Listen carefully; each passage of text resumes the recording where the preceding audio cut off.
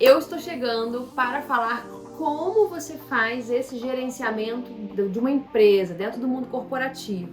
Mas eu quero deixar muito claro que você não precisa ser um especialista em áreas contaminadas. Você, como profissional de meio ambiente, essa é até uma função um pouquinho acima do analista começa a pegar já o analista sênior, o especialista. Você precisa entender a gestão, porque a área contaminada, se você estiver trabalhando em um lugar que tenha áreas contaminadas, você vai contratar uma empresa para fazer a gestão, para fazer o estudo e para fazer posteriormente a remediação dessa área contaminada. Não é você que vai fazer, mas você precisa conhecer e precisa saber fazer a gestão dentro da sua empresa. Então é isso que eu quero ensinar para vocês.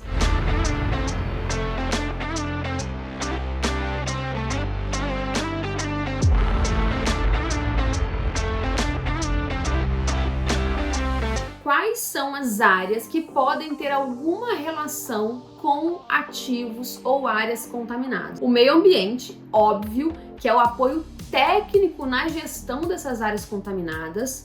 A área de patrimônio ou facilities pode ter algum outro nome diferente desse. Qual é a responsabilidade dessa área?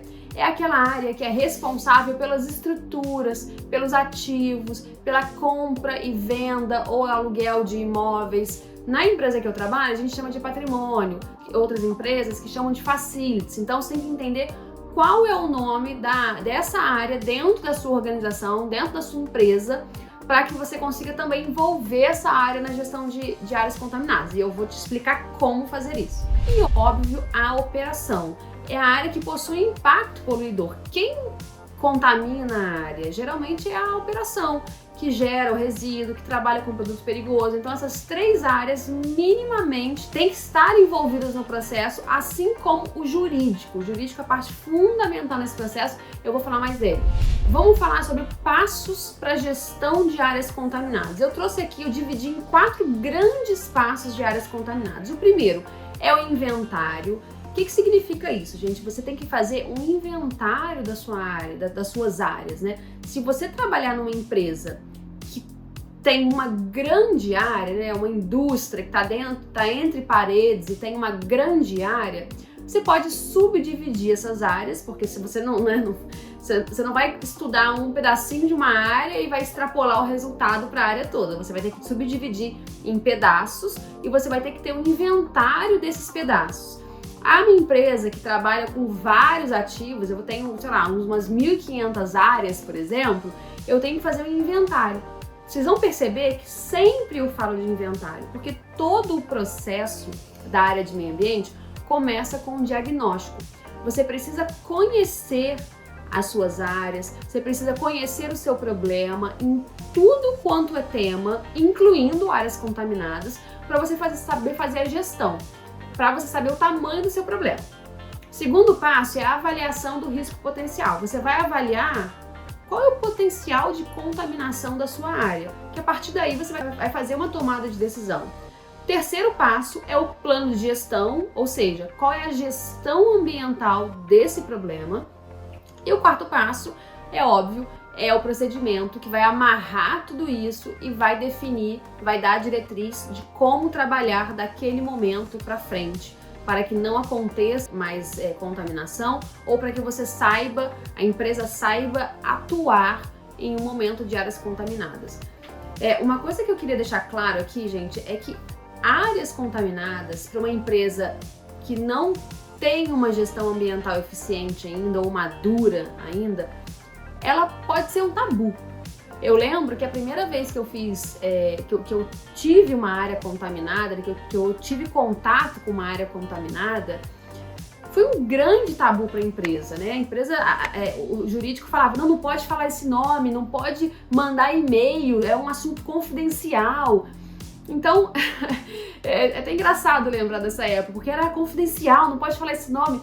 E, gente, num país, né, principalmente aqui no eixo Rio-São Paulo, que é totalmente industrializado, tem muita área contaminada. São Paulo, por exemplo, acho que não tem nenhuma área que não seja contaminada. Então, É um grande tabu e é responsabilidade sua como profissional de meio ambiente, assim como é minha responsabilidade, trazer a informação correta para a direção, mostrar que é um problema sim, que você sabe como resolver esse problema, você sabe como fazer gestão, mas que não precisa ficar nesse desespero, porque a área contaminada existe, o órgão ambiental sabe que ele existe legislação para trabalhar em cima de áreas contaminadas e existe a gestão, não precisa ficar nesse desespero. Esse desespero é por conta de uma tratativa ambiental imatura. E é por isso que eu faço questão de falar bem devagar sobre esse tema, para que vocês não passem o que eu passei. Na época, eu tinha 2 reuniões com o presidente por dia, só para tratar de áreas contaminadas, e ele não conseguia entender que era sim um assunto grave, mas que a gente conseguia fazer a gestão e não precisava se desesperar. Eu vou falar sobre o inventário, que é o primeiro passo para você fazer uma boa gestão de áreas contaminadas. Então, o que você tem que fazer? O que eu sugiro que você faça, né? É importante saber que eu tô dizendo como eu pratico a gestão de áreas contaminadas, o que não significa que não existam outras formas de fazer uma boa gestão. Eu tô ensinando para vocês o que eu acho melhor e o que eu pratico na empresa que eu trabalho. Então, você precisa fazer o levantamento de todas as suas áreas ou ativos da empresa. Então, se você tem uma grande área, você tem uma indústria dentro de uma grande área, você vai subdividir essas áreas, né? Então, você pode colocar, né, uma área de resíduo é uma área, a área de operação é outra área, a área de tancagem é outra área, a área de descarregamento ou carregamento de produtos é outra área, a área de estacionamento é outra. Então, você subdivide numa subdivisão que faça sentido para você, que faça sentido para a empresa. No meu caso, eu faço um levantamento de todas as áreas. Então, são mais de 1.500 áreas que eu tive que fazer o levantamento das 5 empresas, com o mínimo de informação, que é nome, endereço do local.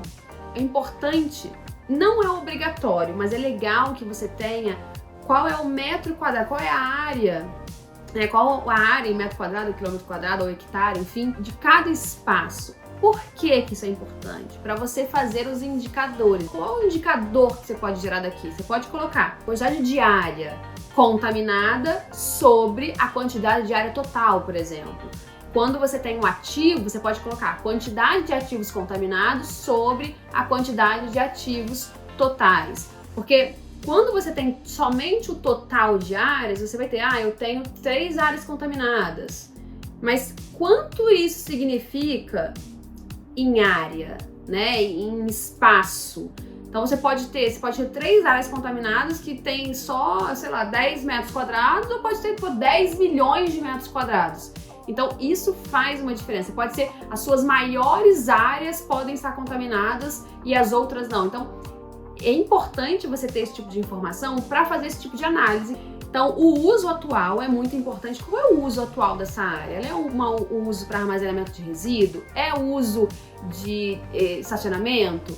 Isso é importante. E por que é importante? O resultado contaminação da área, ela não é feita sozinha, tipo, a área está contaminada. Não é isso. Ela é comparativa. A área está contaminada para qual uso?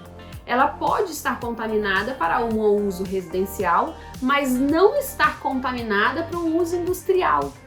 Por isso que o uso é muito importante. Se você tem uma área contaminada para uso industrial, você não pode ter escritório ali.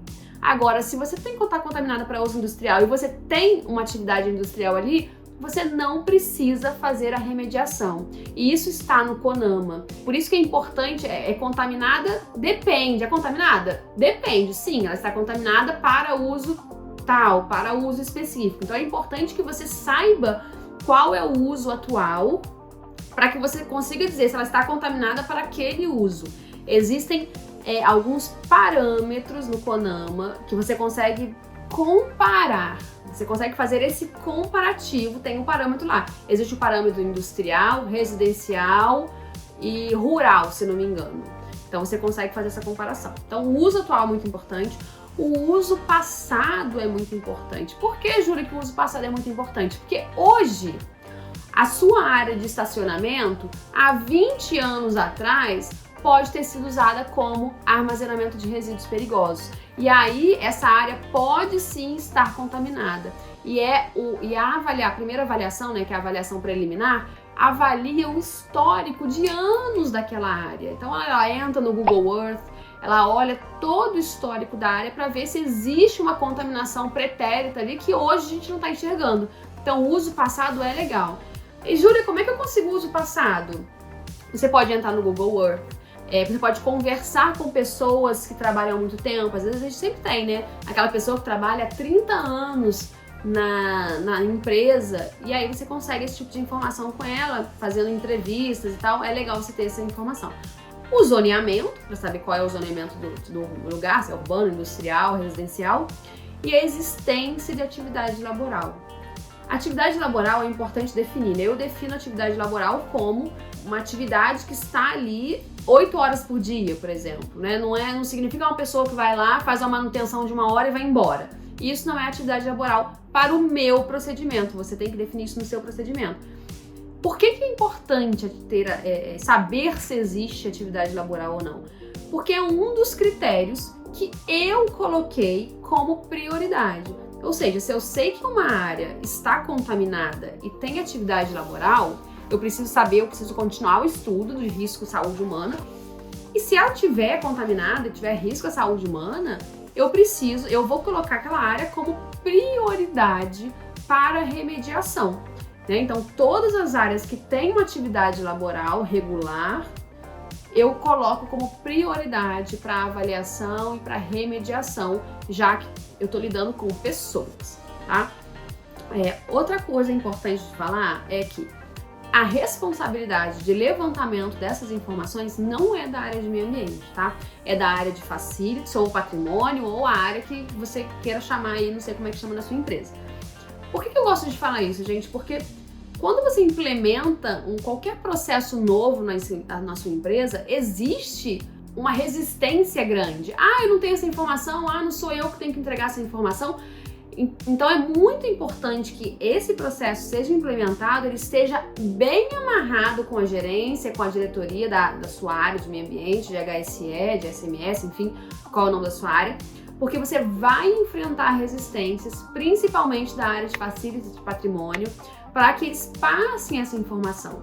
Principalmente se você tiver, como eu tenho, 1.500 áreas. Né? Se tiver uma só, talvez seja um pouco mais fácil, 2, 3, mas se você trabalhar numa distribuição de energia, ou numa distribuição de gás, ou numa, sei lá, internet, você vai ter essa dificuldade também. Então, é normal que você enfrente dificuldades para implementar esse processo, então é muito importante estar sempre alinhado com o seu chefe, o seu gestor, para que ele te dê suporte.